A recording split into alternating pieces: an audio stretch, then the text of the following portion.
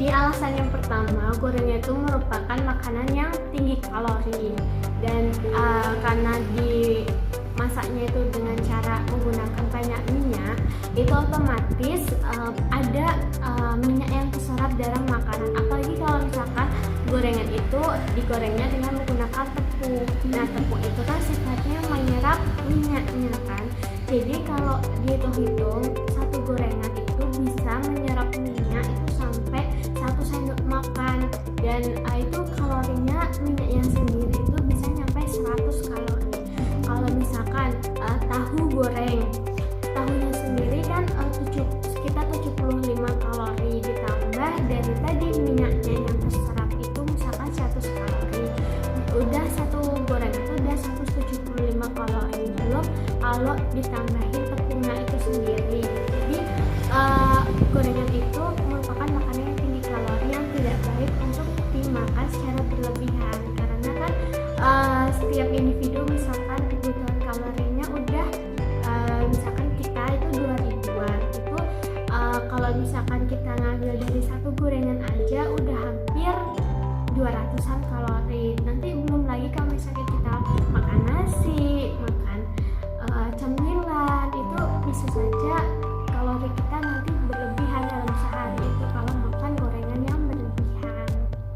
Jadi bisa timbul obesitas gitu ya Kak? Ya, kalau dalam jangka panjang itu bisa menimbulkan obesitas. Terus bahaya yang kedua, dia itu karena tadi menggunakan minyak ya, jadi otomatis dia juga mengandung lemak, dan lemaknya itu bisa menjadi lemak trans kalau misalnya dia dipanaskannya dalam suhu yang tinggi, dan belum lagi kalau misalkan minyaknya itu dipakai secara berulang kali. Dan kamu tahu sendiri kan bahaya dari konsumsi lemak trans itu bisa menyebabkan ya salah satunya misalkan serangan jantung atau darah tinggi, dan yang ujungnya berawalnya emang dari obesitas. Dan bahaya yang ketiga itu bisa menimbulkan itu beberapa macam penyakit. Nah, yang utama itu karena kita mengonsumsi kalori yang berlebihan bisa menjadi obesitas. Dan bahaya timbulnya penyakit yang kedua itu bisa aja kita mengalami diabetes mellitus tipe 2. Jadi diabetes mellitus tipe 2 itu bukan hanya dipicu dari makanan yang manis-manis saja, tapi juga bisa dipicu dari makanan goreng-gorengan, karena makanan yang digoreng itu kan tadi tinggi lemak trans, dan lama-kelamaan kalau misalnya itu berlangsung dalam waktu yang cukup lama itu bisa merusak sel otot dan sel pankreas. Dan kalau misalkan sel pankreasnya udah rusak, maka nantinya akan terjadi resistensi insulin. Jadi nantinya insulinnya itu tidak bisa membantu glukosa masuk ke otot. Jadilah diabetes tersebut. Dan resiko penyakit yang bisa muncul karena makanan gorengan yang berlebihan itu serangan jantung, karena dengan makan banyak gorengan itu bisa saja nantinya akan menyumbat pembuluh darah. Pertamanya bisa terjadi hipertensi. Nah, hipertensi kalau misalkan sudah parah itu kan nantinya bisa menyumbat pembuluh darah, dan pembuluh darahnya itu kalau menyumbatnya di jantung itu bisa terjadi serangan jantung. Jadi banyak penyakit yang bisa dipicu dari makan gorengan yang berlebihan. Jadi bahaya yang keempat yang bisa ditimbulkan dari gorengan itu karena gorengan mengandung akrilamida. Jadi akrilamida itu merupakan zat beracun yang dia ditimbulkan dari pengolahan makanan dengan suhu tinggi, yaitu suhu di atas 180 derajat Celcius. Dan kita tahu sendiri kalau misalkan menggoreng gorengan itu kan pasti dalam minyak yang panas kan, dan itu relatif nantinya akan memicu terjadinya atau munculnya si akrilamida itu sendiri. Dan bahaya dari kita mengkonsumsi zat ini itu nantinya kalau dalam jangka waktu yang lama bisa menyebabkan terjadinya bagaimana cara kita untuk menghindari bahaya dari gorengan? Jadi yang pertama itu kita harus membatasi konsumsi goreng-gorengan itu sendiri. Terus berapa sih batasan yang dianjurkan? Nah, menurut hasil penelitian yang sudah dilakukan itu dia kalau mengonsumsi gorengan lebih dari 2 setiap harinya, 2 buah ya, itu bisa meningkatkan terjadinya resiko obesitas. Di sini maksudnya gorengan itu cemilan yang biasa yang kudapan yang kita makan sehari-hari itu, bisa tempe goreng, bawang goreng, terus tahu goreng, pisang goreng. Terus cara yang kedua untuk menghindari bahaya dari makanan yang digoreng, kita usahakan untuk tidak membeli dari luar rumah gitu. Kan kita nggak tahu tuh minyaknya udah berapa kali dipakai, terus kebersihannya terjamin atau enggak gitu. Lebih amannya kita membuat sendiri di rumah. Dengan cara itu kan bisa menjamin kebersihannya, terus kondisi minyaknya itu kan bisa mengurangi bahaya dari makanan yang digoreng itu sendiri.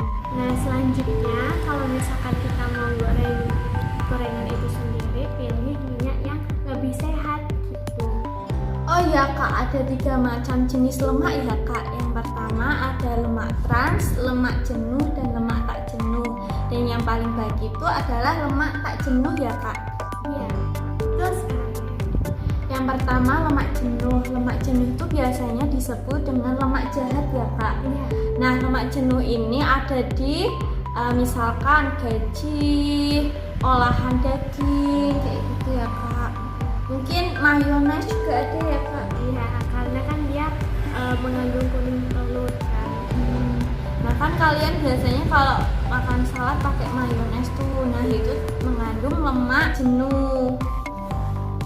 Nah yang kedua ada lemak tak jenuh ya Kak. Nah lemak tak jenuh itu biasa disebut lemak baik ya Kak. Nah lemak tak jenuh ini biasanya ada di biji-bijian, ikan salmon, minyak zaitun gitu ya Kak. Iya, betul sekali. Selain itu juga kalau misalkan di buah ya, lemak tak jenuh itu bisa terdapat di buah alpukat. Ya, jadi itu alasan kenapa kita lebih baik menggunakan minyak yang sehat ya, seperti minyak zaitun, minyak jagung, terus ada minyak alpukat. Itu karena kandungan lemaknya itu merupakan kandungan lemak yang tak jenuh dibandingkan dengan minyak kelapa atau minyak sawit gitu. Dia kandungannya minyak jenuh. Oh ya teman-teman, dalam cara penggorengannya juga harus diperhatikan ya Kak minyak yang digunakan. Yang pertama kayak kita menggunakan metode deep frying. Jadi makanannya itu terisi dengan minyak gitu ya, nyemplung semua gitu ya Kak. Nah itu kita lebih baik menggunakan minyak kelapa karena minyak kelapa ini tahan panas dan kualitasnya baik selama 8 jam nonstop.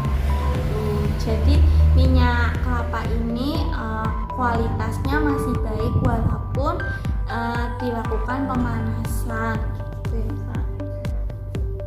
Dan yang kedua dengan sedikit minyak atau shallow frying, lebih baik kita menggunakan minyak alpukat atau minyak zaitun karena minyak ini tidak tahan panas. Jadi bisanya kayak sedikit minyak gitu ya Kak. Nah itu lebih baik menggunakan minyak alpukat. Dan jangan sampai menggunakan minyak ini dalam deep frying ya Kak, karena dapat merusak kualitas minyaknya itu sendiri. Jadi malah merubah minyak tadinya yang tak jenuh menjadi lemak trans atau lemak jenuh kayak gitu ya Kak. Terus yang terakhir nih, kita ada beberapa tips yang bisa dilakukan agar minyak yang kita gunakan tuh masih kualitasnya itu bagus, awet gitu. Yang pertama itu kita harus mencelupkan makanan yang akan digoreng itu dalam minyak yang benar-benar yang sudah panas gitu. Tapi juga harus diperhatikan kondisi panasnya itu bukan yang berarti yang sampai berasap, itu malah nggak bagus. Dan yang ketiga itu sebaiknya kita menggunakan bahan goreng itu yang stainless steel gitu, bukan dari yang dari tembaga. Dan ingat kalau misalkan minyaknya itu udah berubah warna, berubah bau, terus juga udah berasap gitu dan sampai asapnya hitam, itu jangan segan untuk mengganti minyak yang baru. Karena dengan cara mengganti minyak yang baru itu bisa mengurangi resiko dari bahaya makanan yang digoreng. Oke teman-teman, sekian video dari kami. Mohon maaf apabila ada kesalahan. Semoga video ini bisa bermanfaat untuk kalian semua, dan jangan lupa Like subscribe. dan komen dan share ke teman-teman kalian biar teman-teman kalian juga tahu nih berapa gorengan yang harus dikonsumsi setiap harinya. See you and the next time.